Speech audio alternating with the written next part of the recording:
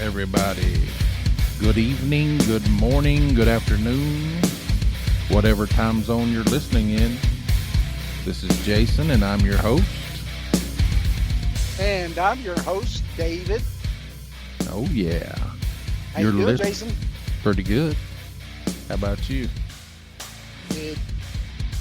Driving along. So, we're going to do you a little short show tonight. Oh, yeah. A little short show. I like short shows. They're fun. Going to be talking about near-death experiences. What do you think? Oh, yeah. I believe they're true. Yep. So, I guess we will get started with that after David's spiel. So, remember, come and visit us at paranormal411.org. Sign up, become a member. It's free, right, Jason? Don't cost nothing. Oh, yeah, it's free. Free's good. And also remember, you can find us on Facebook, Twitter, and also on YouTube at Paranormal411. And you could also find us on any of your favorite podcast platforms, right? Paranormal411. Oh, yeah. So, also do remember that we have a book out. It's a book. A book. It's 5-star rated. 5 stars. Um, You'll love it. And you're gonna love it for show. Remember, you can find that on Amazon. You can look up Jason Ermine's name, so Jason Scott David Reagan, and or you can find it under the title of the book, which is what, Jason? East Tennessee Hauntings and Lore. Hauntings and Lore. Yes. Oh, yeah. It's a little coffee table bathroom book, you know. Yeah. Yeah, it's a neat little book. It has all kinds of nice little stories and stuff in it, so definitely check it out. Also, and come join us. Yeah, join us.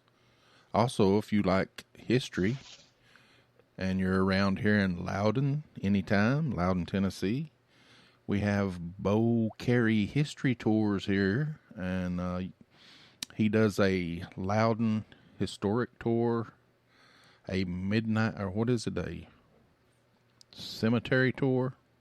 Yeah, he does a full moon cemetery tour. Yeah, full moon. I don't have my paper here with me. Yeah, a full moon cemetery tour, and then a night ghost tour too of the town. Yeah. So you can find him at bocareyhistorytours.weebly.com. You can book your tour there, and hope you enjoy it.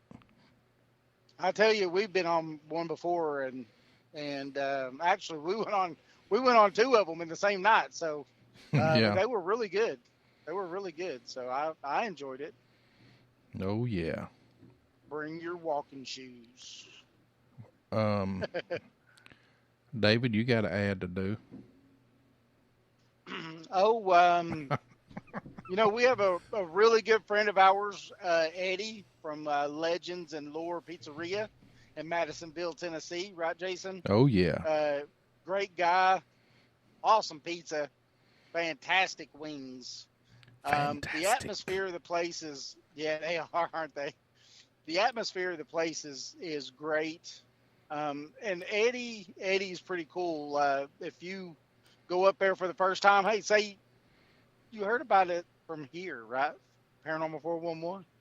And that'll open up a dialogue, because he's done all kinds of stuff. I mean, he's done ghost hunts and Bigfoot, and he's done all kinds of stuff. So he's actually done some stuff with MUFON and all kinds of stuff. So, you could ask him some questions, and he would talk to you for hours.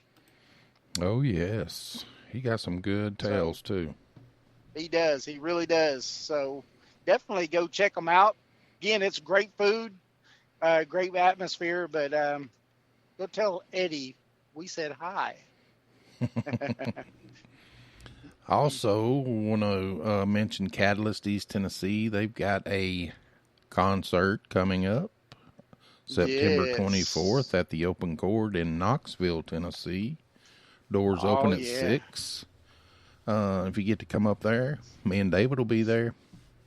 Yeah, it's going to be great. We was at the last one that they did, and I'm sure this one's going to be just as good, if not even better. Oh, yeah. So, tonight I picked out a little topic of near-death experiences. We're going to talk about that, but first we've got to take a little quick break. Cha-ching. Cha-ching. So, we'll be right back right after this.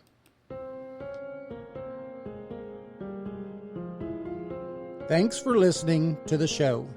You can find us on Facebook and Twitter at Paranormal 411. Join us on the website at paranormal411.org.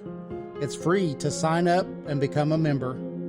All of our upcoming shows are on the guest and events page. You can also listen to past shows on the website as well. And if you like the show and want to support us, you can do that by becoming a premium member for only $2 a month. Thanks for listening to Paranormal 411. Join us.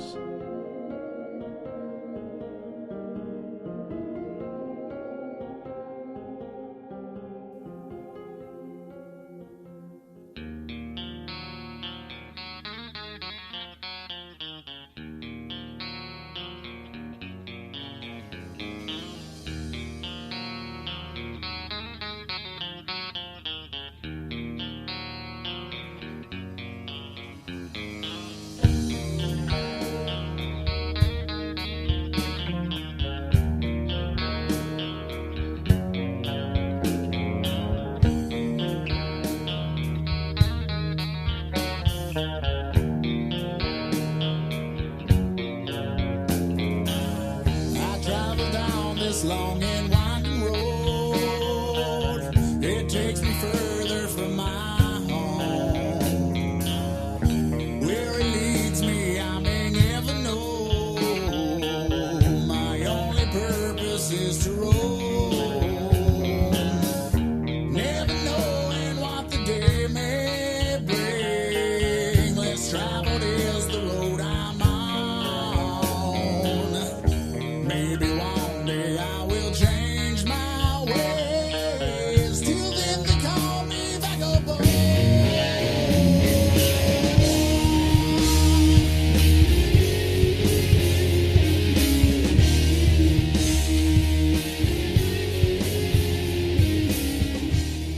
Oh, yeah. It was a nice, short little break, wasn't it? That was a nice little break. Speaking of Catalyst, that was Catalyst, East Tennessee. Remember, join us up there, September 24th. Huh? That's right. That's right. All right, what are we going to talk about here? Some near-death experiences, and maybe some of these stories may have a few paranormal aspects that you can catch up on. What do you think about near-death experiences, David? I find most people pretty credible, and I'm sure that you're going to have some things that you're going to talk about as far as like, where people talk about stuff that while they was on their deathbed, or they was under the knife or whatever it was, and they died for however long, that they saw things that the doctor did and can describe things that happened that they couldn't have known, Right. And I don't know. For me, it's, well, what else can explain it? As far as I'm concerned, there's not really anything else that could explain that. Some say it's your mind still working after you've passed, but how could you see the things they were doing? Knowledge of the scenery, whatever happened in the room or wherever you were at. And sometimes even conversations that was going on. Yeah. And, even related paranormal phenomena include after-death communication telepathy, miraculous healing, and psychokinesis. So, Yes. I mean, there's something to it. I really do believe there is. Yeah. I always liked that movie Flatliners. Oh, yes. That was a good one, Did wasn't you it? see the new one? I think I did watch the remake of it. I Yeah, think I it's did. pretty good. It is. So, our first story is of Al Sullivan. He was a 56-year-old van driver. He underwent an emergency operation for heart arrhythmia at the Hartford Hospital in Connecticut. His coronary artery became blocked, and it required immediate surgery. And during an out-of-body experience, or OBE, he said he observed his body lying on the table and covered by sheets, and an incision exposing his chest cavity. He said he also saw the surgeon looking perplexed, and it seemed to him that he was flapping his arms like he was trying to fly. The surgeon was. Sullivan shared these experiences with Anthony LaSala, his cardiologist. LaSala was familiar with the doctor's habit of holding his hands flat against his chest to avoid contaminating him, while indicating to his assistants with his elbows, which gave an appearance of somebody flapping, like they was trying to be a chicken. Yeah, that's funny. In public statements, the doctor confirmed this trait. And he further declared that he had never encountered a case of a patient describing an operation in such detail, and he couldn't explain it. It's crazy, ain't it? Yeah. Yeah, that's nuts. Yeah. They did a video reenactment. Sullivan's eyes were taped shut, and a sterile drape was placed over his head, blocking any possible physical perception of, the doctor. And these conditions were explicitly confirmed by LaSala as having been used during the procedure. That's crazy. Wow. So he even described all that too. Yeah. I had a OBE once. I'm sure everybody that's listened to this podcast has heard me tell the story, but it's not fun. I mean, I want one so bad. And the first time, it's just not. It's not normal. But you said that you felt like you was getting sucked out of your body. Yeah, I was like getting sucked. I was stuck on the ceiling somehow, but I was, moving my arms like I was swimming, trying to get back inside my body. It was laying on the bed. I could see it. But it just felt like I was being pulled up. And ain't no telling how far I would have went. Hey, you might have got to see, stars and stuff. I mean, Could would have. that not be cool? Maybe it was an alien abduction. What if you would have got to go all the way to where another civilization is and be able to talk about it? Oh, yeah. That would be kind of cool. Then we would have a really kick butt podcast to talk about Right? that. Yeah.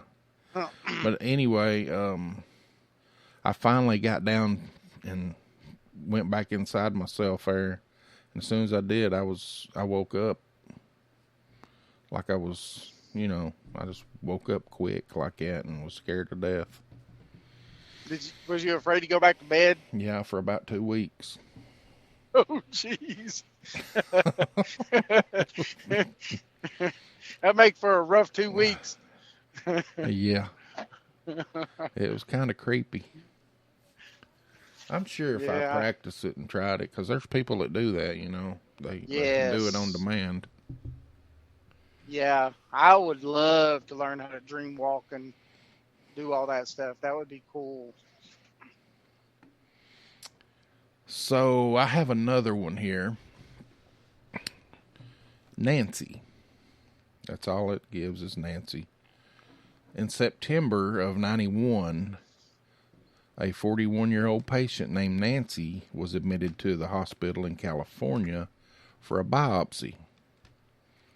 And during the procedure, which I'm sure this happens a lot, I've heard of it happening around here, a blood vessel gets nicked, right? Oh. The surgeon panicked and stitched it shut, which hindered circulation. So when Nancy came around, she was unable to see. She was rushed on a stretcher trolley into a lift, during which time she had an out-of-body experience, and she saw herself on the stretcher, her face covered by a breathing pump, and her body under a sheet. And the people around her were like in a state of panic.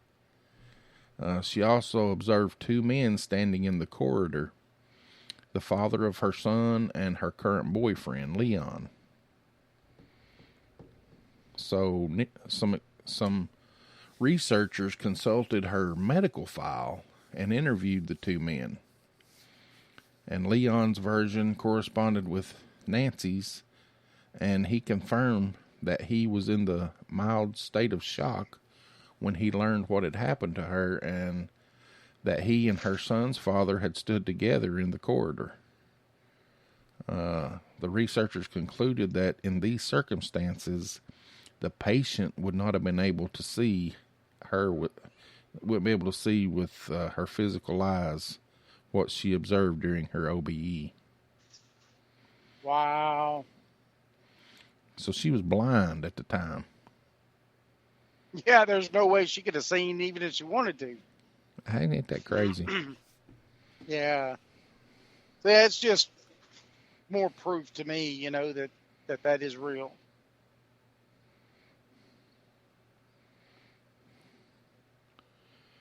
Well, I'm going to do one more. Let's see how much time we've been on. I'll maybe do two more. This is called Penny on the Cabinet.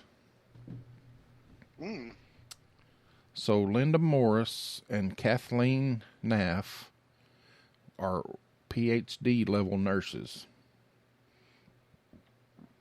They interviewed 19 nurses about anomalous experiences with patients, such as a visible glow around the patient shortly before death, perception of angels at the deathbed, and paranormal dreams about patients. One nurse told of a patient who had an OBE during a cardiac arrest, and she said that the patient described how the medical staff were trying to resuscitate her, and the patient said there was a penny on top of one of the cabinets, but you'd have to climb up to see it. The nurse mentioned it to a colleague who looked and found the penny. Wow.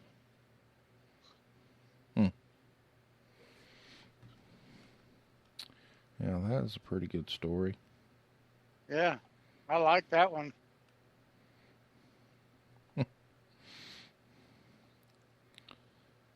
So do you think,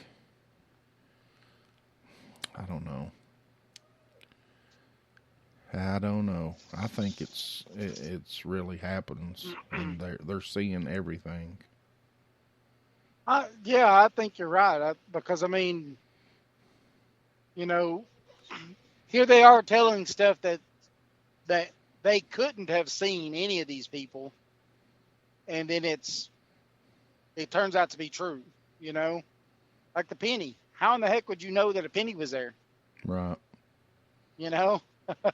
I mean, there's just no way. Unless you're floating up by the ceiling and you look over and be like, ah, that's weird. There's a penny over there. Mm-hmm. You know? I'm going to do one more. It's from Chattanooga, Tennessee. Oh, close to the house. Oh, yeah. There was a cardiologist named Maurice Rawlings. He was working at a diagnostic center in Chattanooga, Tennessee. He described a case of a hospital patient who was suffering from reoccurring chest pain and severe depression. And the patient happened to be a nurse herself by profession. Rawlings was asked to examine her, but when he arrived at the hospital, she wasn't in her room, and he finally found her unconscious in the bathroom. She had tried to commit suicide by hanging.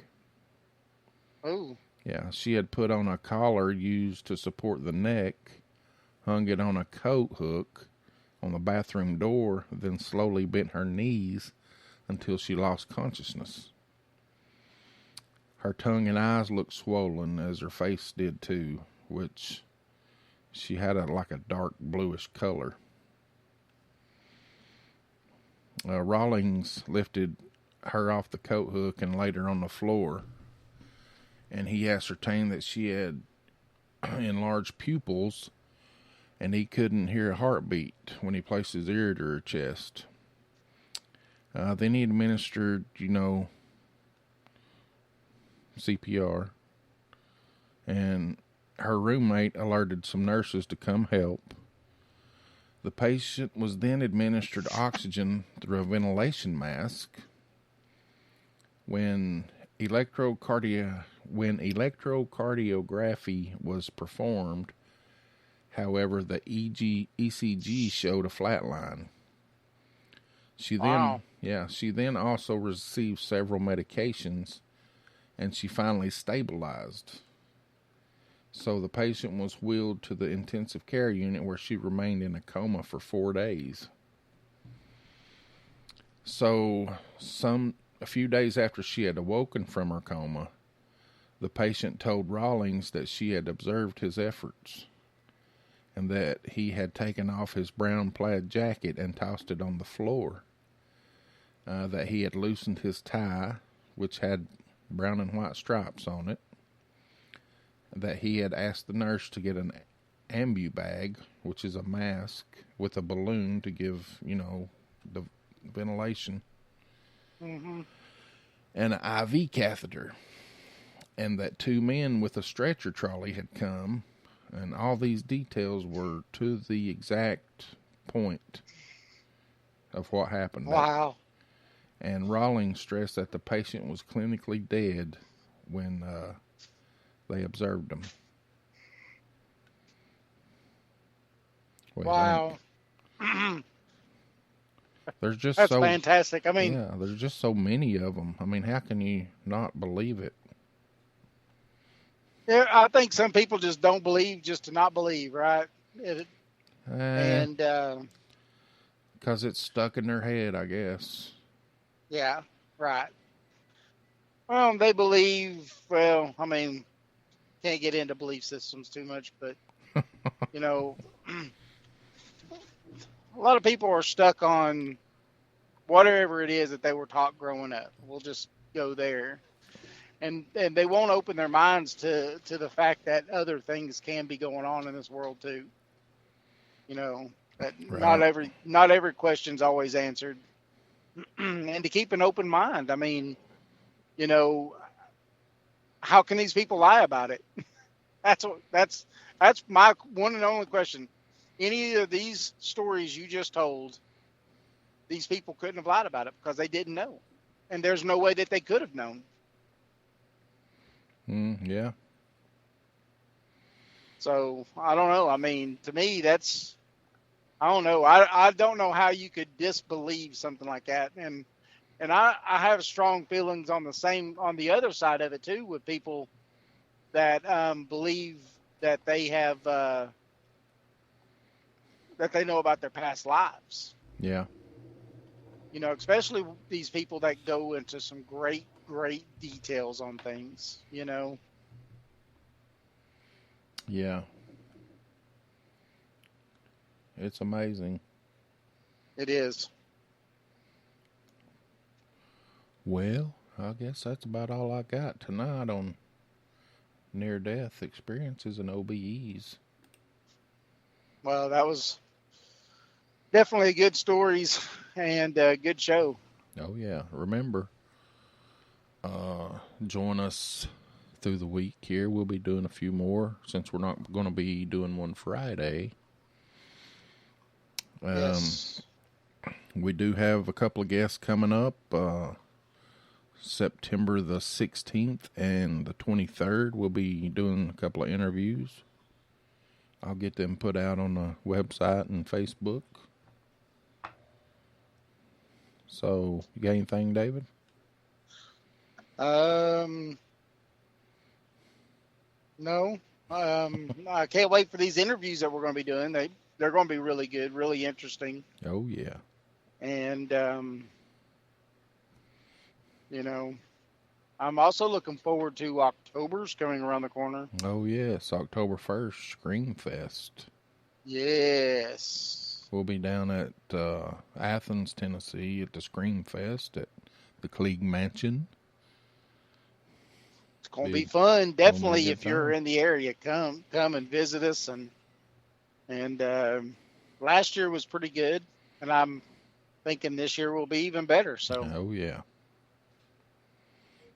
join us. Join us. All right. We'll catch you next time.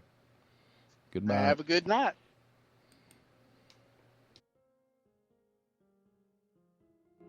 Thanks for listening to the show.